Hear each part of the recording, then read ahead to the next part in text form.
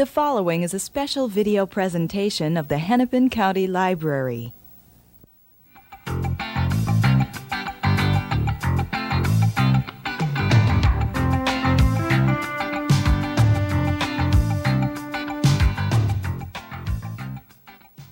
Hi, welcome to a discussion with Baroness Sheri de Borchgrave. I'm Eileen Cavanaugh from the Hennepin County Library Program Office, and my guest today is the author of A Dangerous Liaison. Sheri, this is the account of your marriage to a Belgian baron, Jacques de Borchgrave. It started out as a fairy tale, but it didn't end up that way. How did you meet Jacques? I met him, I was out of college, out of Barnard College in New York, and I was working in my first job in Soho, in an art gallery in New York City, and I took a vacation to see Dracula's castle in Transylvania, and on the plane home, he sat next to me. And from there, he called me the moment I got home, and he said that he was going to write me a letter with some plans. A letter arrived, and he invited me to Saint-Tropez to spend 3 weeks with him that summer. And of course, in the letter it said he would get separate rooms, and he wanted to see if I would join him, and of course, I went. well, you must have really impressed him. How long was that conversation? On the plane, it was 4 hours from Brussels, from Bucharest to Brussels, and then I took my plane to New York. And then what happened from there was really a fairy tale. I spent winter weekends with him in Paris, then another summer in Saint-Tropez, and the second summer we were engaged. And after we were engaged, I saw the family castles. There were 4 castles in the family, beautiful properties, met his mother, met certain family members, and everything seemed storybook. And by the way, there are photos of the castles in the book, A Dangerous Liaison, which is interesting in itself. Before we go any further, I just wanted to show a picture of you and Jacques in your courtship years. About when was this, Sheri? It started in 1977, Okay. the summer of 77. And how did you what possessed you to go to Transylvania? I was always a traveler, and my parents loved to travel, so I had never been to a communist country, Romania, Transylvania, and so I thought I'd like to see it. And only because it was a communist country, and I flew their airline, there were no classes, and no seat assignments, so that's how the Baron sat down next to me. And at that time, I thought I was the luckiest woman, and at that point girl, because I was quite young, in the world, that this was happening. Later on in the courtship, when you met his family, they knew that I assume that you were an American woman, and it seems strange that, since you say later on in the book that they didn't mix with non-nobles, how did they ever entertain the possibility of you two marrying? Now this is something, now in retrospect, I wonder so much about it. When it was happening then, he introduced me, and all the family seemed to like me very much, but I think at that point, I thought, well, he's in love, so he can bring in somebody from the outside, only because of love. But in fact, later I found out they don't mix at all, not at all, with other classes. But they seem to have made this exception for you, or at least you thought so in the beginning. I thought so. Mm-hmm. But what I didn't know is that I married a very different man. 3 years, I saw a wonderful side of him, and then right after the marriage, I saw that I had married a Dr. Jekyll, Mr. Hyde, a real split personality. And this came out because the only dissonant note during the romance was that he asked me to have a breast enlargement operation to enlarge my breasts, which should have been a horrible thing to ask, but I had been with him in Saint-Tropez and in the south of France. Women are all topless, and the women I met in the circle all wore décolleté dresses. People are much more exposed in Europe. And so I thought, well, breasts are more important. And I considered it. He took me to a Paris surgeon, famous surgeon. At that time, now we know how dangerous it is, and a lot of women have had it, but at that time only movie stars had this. And so it was a new issue to me. I went to the doctor, but after the marriage I got very cold feet. I didn't want this operation, and when I changed my mind, he just flew into such a rage and almost divorced me days after the marriage. And this seemed to have been some kind of obsession that kept coming up. That and the dowry issue. That's right. But this, I mean, this was more, it was an obsession, because after the first crisis, I called the doctor in Paris and I said, please help me understand what's happening. Maybe I should have this. And the doctor said, I'm going to tell you this in confidentiality, but your husband has a problem with this. It's an obsession. He's brought many women to have this operation, his first wife a number of times, for corrective operations. But things got worse from there. Do you think that, looking back, that if you had indeed had the surgery, that that would have satisfied him, or would it have just raised some other issue to harass you with? So many times I thought about that, especially after, you'll know soon that it was quite a short marriage. And I thought maybe I would have never set off that other side if I had had this operation. But that was deluding myself, because a lot was going on in this circle. I found that I married into a very depraved, decadent, outrageously decadent circle of people living with noble license to do exactly as they pleased. Anything they fantasized, they could turn into reality, because there was no work ethic. People didn't really have to work for money, so they just had time to create any game in the castles that they could. And there were certainly some very strange games going on. There were. I'll never forget that I was not warned about this at all. And my first dinner party, I was very excited. I was going to meet for the first time the young nobles of Belgium, and the party was around the pool. There was a pool on the estate. And as soon as the guests descended into the garden to the pool area, they slipped out of their clothes and dived naked into the pool, and then arranged themselves on rafts, drinking champagne. And I was just, I couldn't believe this went on here, but I watched and wanted to see how this evening progressed. And sure enough, after a little floating on the rafts, they put on parios and we had a dinner around the pool, and afterwards mats came out and everyone started coupling off, and it's what we called sexual soirees. And what later in the United States was called wife swapping. Maybe, yes, that's right. Yes. Yeah. This must have been quite amazing for a young woman of your upbringing. It was so shocking, because again, I really thought I had married a very principled man with a strong code of honor.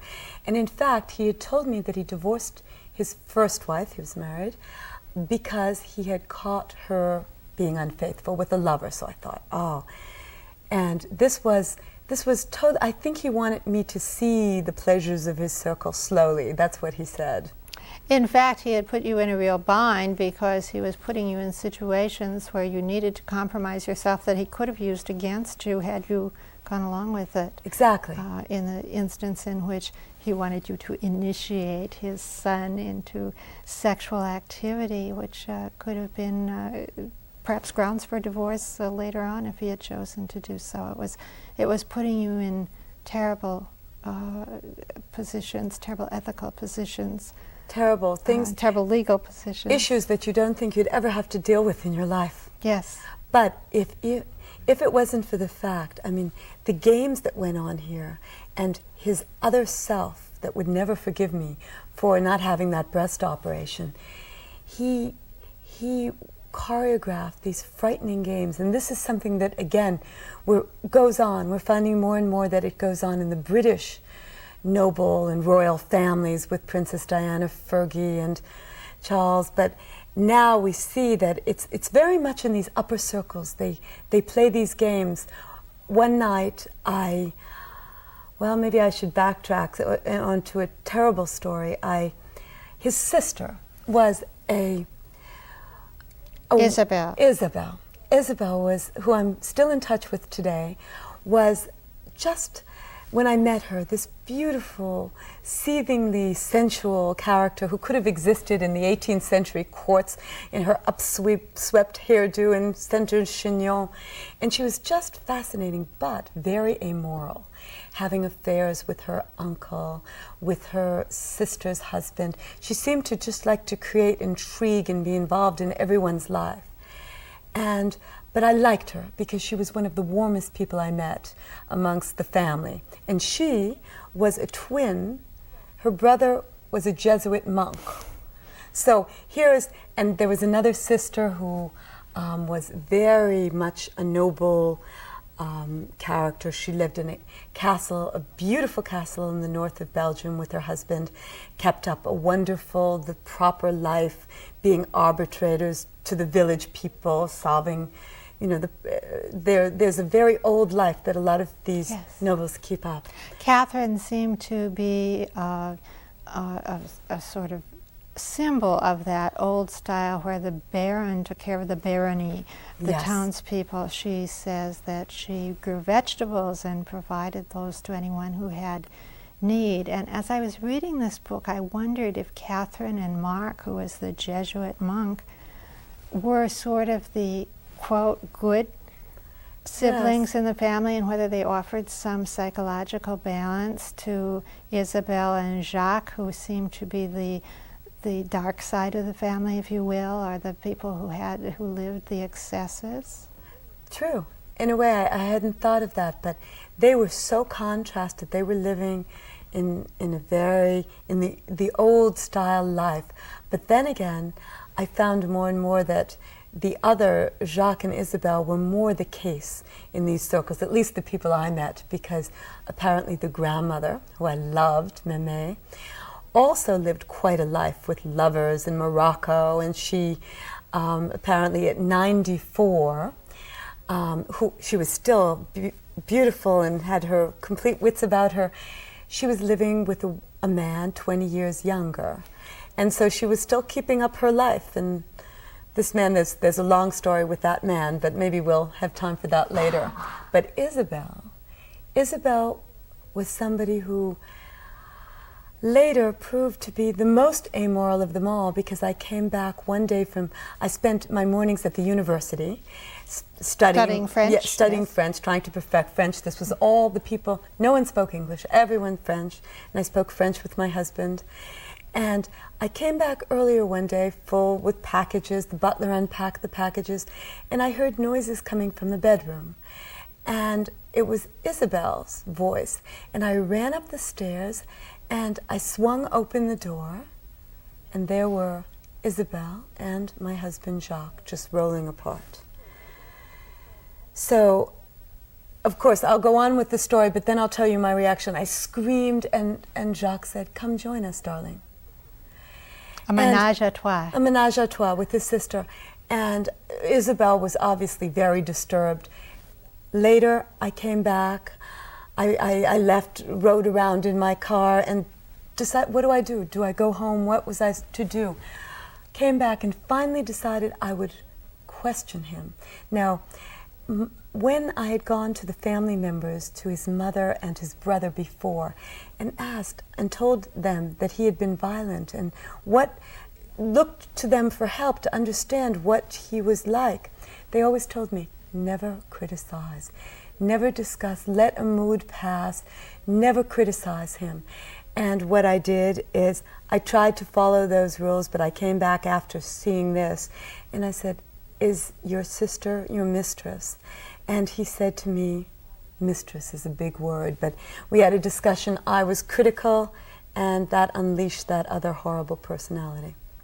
So it was always up to you to be the caretaker of his emotions, so to speak. Right, right. Although there were times that when you're young and you're very much in love, every bad incident that happened, I could really delude myself that this is something that he's normal, everything will be fine.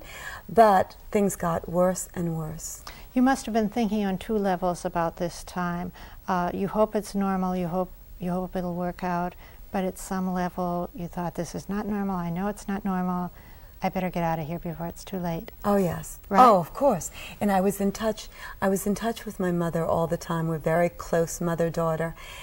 But yet, at a certain point, because things were so different and I was in such an alien world, and the behavior was so extreme that I didn't dare write her or tell her on the phone what really was happening. And then as things got more and more frightening and the circle was stranger and stranger, I really took on this victim mentality where you don't know what to do. It was very confusing. Mm-hmm. Yeah. Another big problem between the two of you was, an interesting one for Americans, was the dowry. Yes. Yes, something unbeknownst to me. It was never mentioned during the engagement, but in these families they expect dowries. And right after... Even though they are wealthy beyond. Exactly. Even because they believe, actually, marriage, they think, is to merge fortunes. And Catherine, in the case of Catherine, she married one of the wealthiest families in Belgium. And it's to merge. And a consolidation of sorts. That's right. To keep up these castles, keep up the lifestyle. And right after the wedding, we were called, my mother was asked to visit his mother, and I went along only as an interpreter. And the mother said, "What are you prepared to give the couple?" And my mother, I translated la dot, the dowry. And my mother was astounded. We never had heard of this. And under pressure, she said, I'm from an upper middle class family. My father was an attorney, successful, but certainly she did not have $2 million is what they had in mind. And finally, under pressure, she said that some investments were coming due in a few years and that she would be able to contribute towards a home in Saint-Tropez. And the mother seemed to be satisfied. But later, when we analyzed it, all we could think of was that it's almost as if it was the turn of the century when society girls from America wanted to marry titles, and of course, in order to do that, the families paid a lot of money. But this was not even thought of. This was truly a very different life for you. As I read the book, I thought this could almost be viewed as a gourmet tour of Europe because of all the wonderful food that you talked of, and the wines and the champagnes. And I had this very mundane question in my mind that I'll have to ask you, Please. and that is, how did they all stay so wonderfully thin? Because it seemed like they were eating and drinking wonderful things all the time. Isn't that something? But I have my theories because I didn't gain weight there either. There are two reasons. Dinner is over a long, long period of time, and you eat very small portions of everything, even though it's the most lavish foie gras sometimes, but very, very small fish course, different courses, followed by always salad, cheeses, desserts. But the key is they drink a lot of wine, and the red wine burns the calories in the food. And even though I know there have been reports, I think on 60 Minutes and various shows, that this is a fact, they're suspecting this, but this is my theory because everyone keeps their figure. It was truly quite amazing. And then tell us about the way that you had to seat the guests at the table. Yes, everything was, I had to learn very precise rules. Not only was there a code of honor, but all types of the customs, the etiquette. So you had to seat in tables. The baron, the baroness, or whoever's entertaining sits not at the heads of the table, the center, and the most important guest to their right, and to the left, the next important, all according to title and family. And everyone in these circles knows who's who, and they're seated according to their title, their position in society, the least important at the heads of the table, in these long tables. And then something also really funny to see for the first time is the servers go around the table and serve people according, again, to this pattern of who's important. And then there are all types of customs with the 8 wine glasses. You know, for very formal dinners, you have between 6 and 8 wine glasses for the different wines, for the different courses. And that was a very tricky thing to learn. In fact, my first major faux pas when I had my mother-in-law, the Baroness Adrienne, over for the first dinner given at the house. I had help, but I set the table and I chose one wrong glass for a very old red wine, and the dinner was flawless, but except I heard about this repeatedly, that the wine couldn't breathe properly and that it wasn't a big enough bowl for an old wine. How terrible, how really terrible. Well, this must have been a really difficult education for you. You were learning so many things, and you were learning the language as well. I think at one point in the book you said you were recreating yourself as the Baroness from the American young woman that you were to becoming a Baroness. And it's clear in the book what a very different person that needed to be. Did you, as you look back now, did that seem like a high psychological price to pay? No, not really. At that time it didn't, because at that time I was really challenged by part of the recreation. For instance, in these circles, no one asks personal questions. So, if you're seated at a table and you're having a discussion, I couldn't even ask you, how do you like Belgium? That's too personal. That means that elicits a personal response. You can comment on food, and people can volunteer information. You can't even ask anybody what they do. The typical American question, the first question, what do you do for a living? So everything is very cool, people very reserved, yet, as I described to you, then suddenly everybody as formal as can be and then close her off. So it's such a contradiction. Amazing dichotomy that... And also the drama that life, in a way, the language is a different French. People speak in very exaggerated words. Very minor events are exaggerated, like things are unbearable, just insupportable. They have all these, and then sublime and very colorful words, and minor events, are very much underplayed.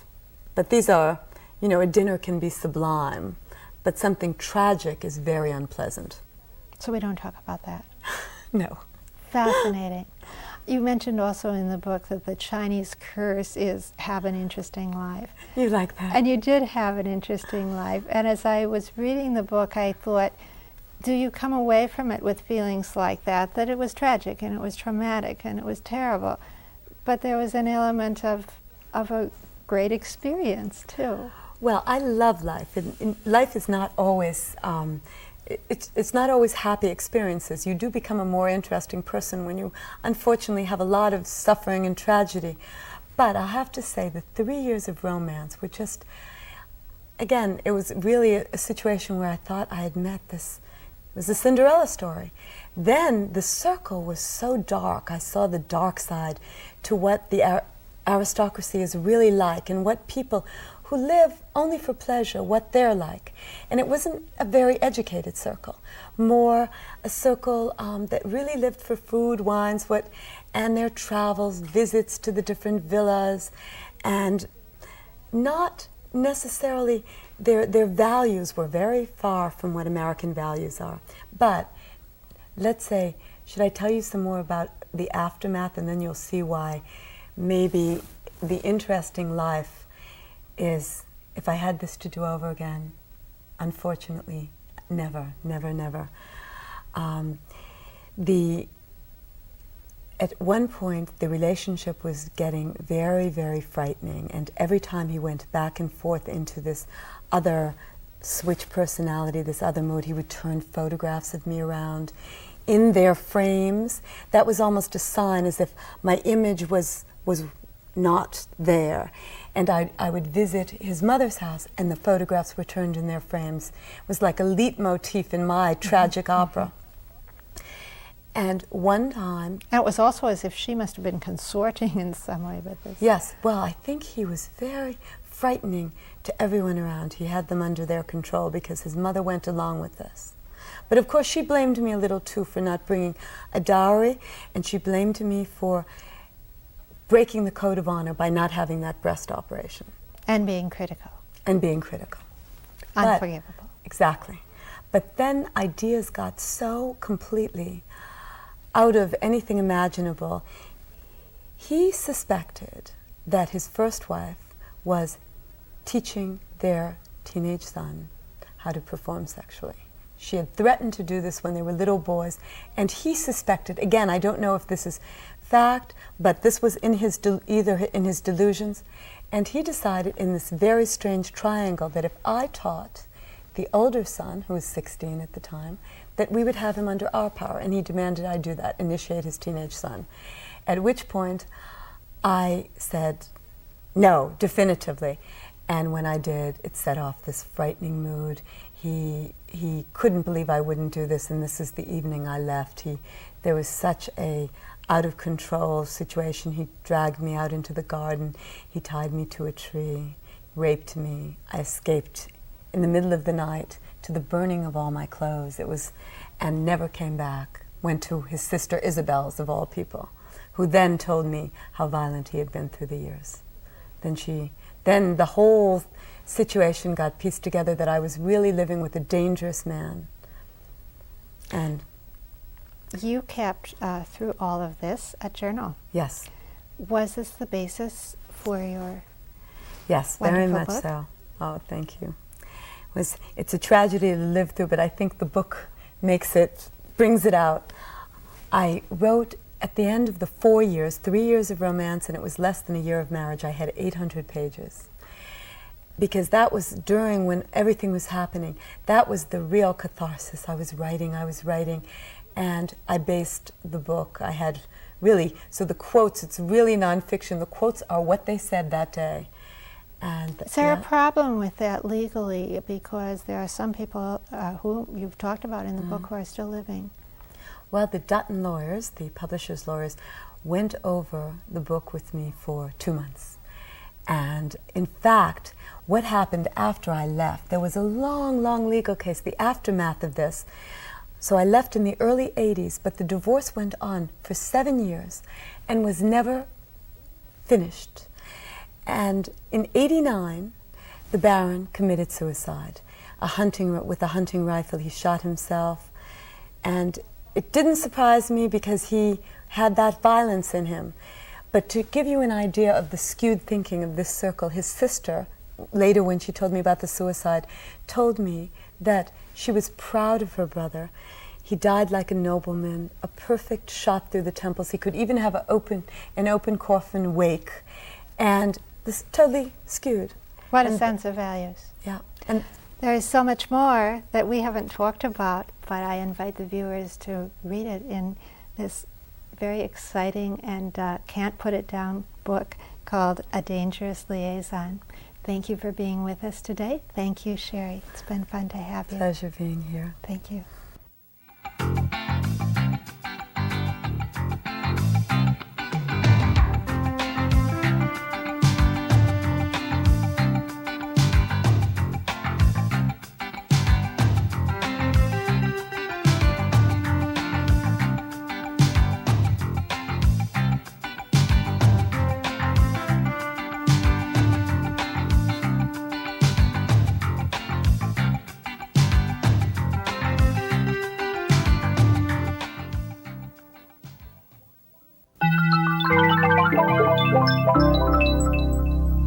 A presentation of the Hennepin County Library.